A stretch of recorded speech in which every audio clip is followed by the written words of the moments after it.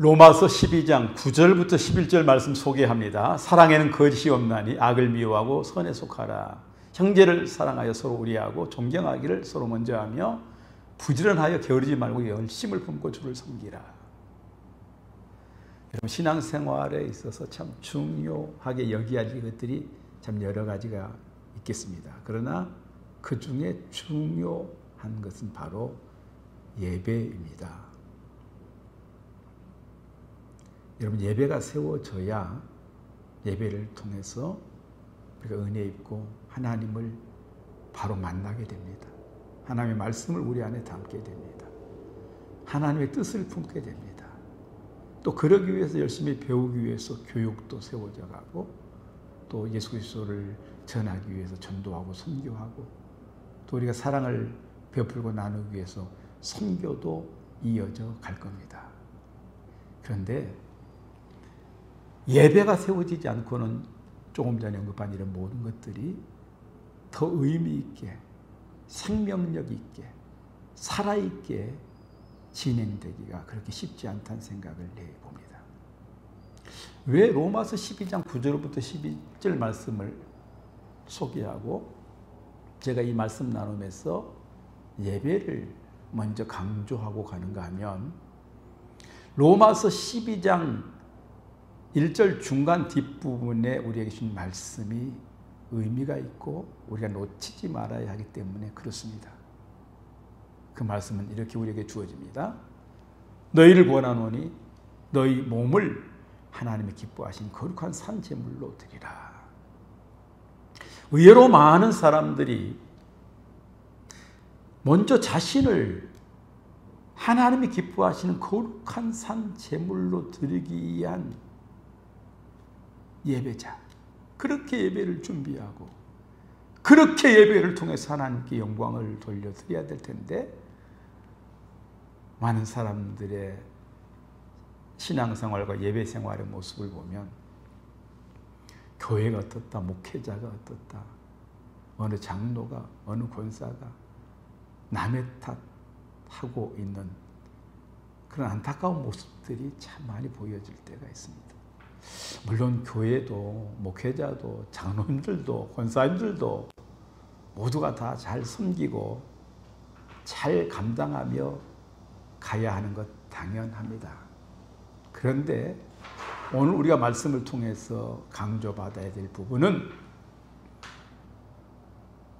우리 몸을 하나님이 기뻐하시는 거룩한 산 제물로 드리는 일에 우리는 가장 귀한 의미를 두고 이 일에 실패하지 않아야 한다는 겁니다.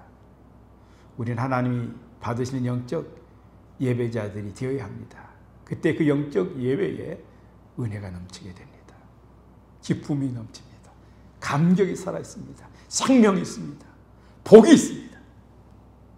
오늘 저는 이 본문 말씀에서 우리들이 거룩한 산 제물이 되어 예배하기 위해서 어떤 삶을 살아야 하는지에 초점을 맞추어 함께 은혜 나누기 원합니다.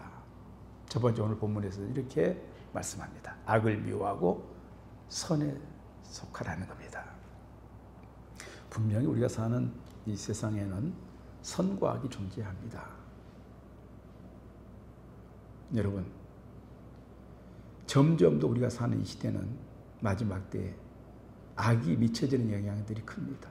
악으로 인하여 아우성치고 무너져가는 그 삶의 영역들도 참 많습니다.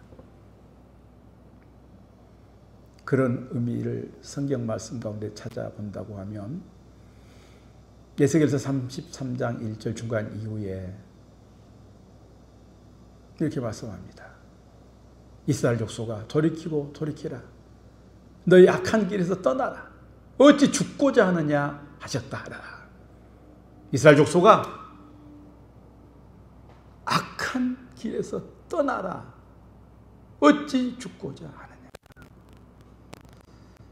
정말 우리 은혜를 입고 살지만 우리 안에는 참 여전히 악함이 존재하고 있지 않습니까? 이 악을 버려야 합니다. 미워해야 합니다. 떠나야 합니다. 또한 사도행전 3장 26절에 주신 말씀을 보면 하나님이 그 종을 세워 복 주시려고 너희에게 먼저 보내사 너희로 하여금 돌이켜 각각 그 악함을 버리게 하셨느니라 라고 주어진 말씀이 참 의미 있게 제 자신에게도 주어집니다. 여러분, 하나님은 우리에게 기회를 주십니다. 돌이키길 원합니다. 악함을 버리길 원합니다. 사실 우리가 악을 미워하고 선에 속하며 살아가야 할 의미를 우리는 에베소서 2장 10절 말씀에서 은혜로 붙들고 놓치지 말아야 할 것인데 그 말씀이 어떤 의미입니까? 하나님 우리를 지으시되 선한 일을 위하여 지으셨다라고 말씀합니다. 사랑하는 여러분, 오늘 우리 가운데에 하나님의 선함을 바라볼 수 있는 눈이 열려지기를 바랍니다.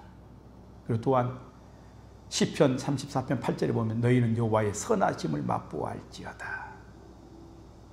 저는 이런 의미가 제 마음에 와닿습니다. 은혜 입고 그리스도인 살아가면서 하나님의 선하심을 우리가 맛보게 되면 악을 미워하고 악을 버리고 하나님의 선한 믿음의 역사를 위하여 믿음으로 사명으로 귀하게 우리 모두가 세워가게 되리라고 믿습니다. 두 번째, 오늘 우리는 본문 말씀을 통해서 서로 형제를 사랑하고 우애하고 존경해야 합니다. 형제를 사랑하고, 이 형제라고 하는 단어가 원어로 아델포스란 이런 단어를 쓰게 됩니다. 이 아델포스라고 하는 단어 속에는 예수 그리스도 안에서 영적 관계의 친밀함을 이미 품고 있는 그런 단어입니다. 사실 우리는 함께 신앙생활, 영적인 삶을 달려가는 교회 공동체, 그리스도의 공동체는 예수 안에서 영적 가족 친밀함으로 세워진 공동체요, 또 다른 영적인 가족입니다. 그래서 우리가 서로 사랑하고 우애하고 존경함이 아름답지 않겠습니까? 이미 우리에게 주어진 요한일서 4장 7절 위의 말씀도 보면 우리가 서로 사랑하자, 하나님 사랑이시다라고 말씀합니다. 요한일서 3장 10절에서는 형제를 사랑하지 않는 자는 하나님께 속하지 아니한다라고 말씀합니다. 또한 요한일서 3장 15절을 보면 형제를 미워하는 자는 살인하는 자다라고 말씀합니다. 점점 사랑이 식어가는 이 시대에 살고 있습니다. 우리 그리스도인들, 교회 공동체 안에도 보면 진정한 사랑이 보여지지 않을 때가 많습니다. 오늘 이 말씀도 귀하게 우리가 하나님 기뻐 받으시는 거룩한 산 제물로 드려지기 위해서 이런 삶의 영역들을 다시 회복하고 세워가기를 소망합니다. 세 번째 적용은 부지런함과 열심으로 주를 섬겨야 한다는 겁니다. 우리는 다 하나님의 은혜를 받았을 때에 처음 감격해하고 첫사랑 때문에 눈물 흘리면서 너무 기뻐하고 감사했던 때들이 다 있을 겁니다. 그런 의미를 우리 주님은 에베소 교회를 향해서 지적하면서 요한계시록 2장 4절에서 그러나 너를 책망할 것이나니 너의 처음 사랑을 버렸다. 처음 사랑을 버렸다. 처음 사랑을 버렸기 때문에 열심도 잃어버리지 않았겠습니까? 부지런함도 없어지지 않았겠습니까? 이 안타까운 모습일 수밖에 없습니다. 우리가 마태복음 25장에 보면은 달란트 비유에 관한 말씀이 주어져 있습니다. 물론 악하고 게으른 종을 지적하는 말씀 구절도 떠올려집니다만은 마태복음 25장 23절에 보면 착하고 충성된 종아, 내가 작은 일에 충성하였음에 내가 많은 것을 내게 맡기리니 내 주인의 즐거움에 참여할지어다 라고 하고 이렇게 말씀합니다. 여러분, 시간 관계상 더 많은 것들을 언급하며 갈 수는 없겠습니다만은 우리가 충성되고 착한 종이 되기 위해서는 적은 일에서부터 부지런함의 자세, 열심을 가지고 주를 섬기면서 갈 수 있는 우리 신앙의 자세가 세워져야 합니다. 그 삶의 결과가 복이 되고 또 하나님 앞에 섰을 때 그 영광 가운데 기뻐하고 즐거워하게 되리라고 믿습니다. 때가 찼습니다. 하나님의 나라가 가까웠습니다. 우리에게 필요한 것은 늘 회개하는 심정을 가지고 복음을 붙들고 우리의 믿음을 세워가야 합니다. 할렐루야!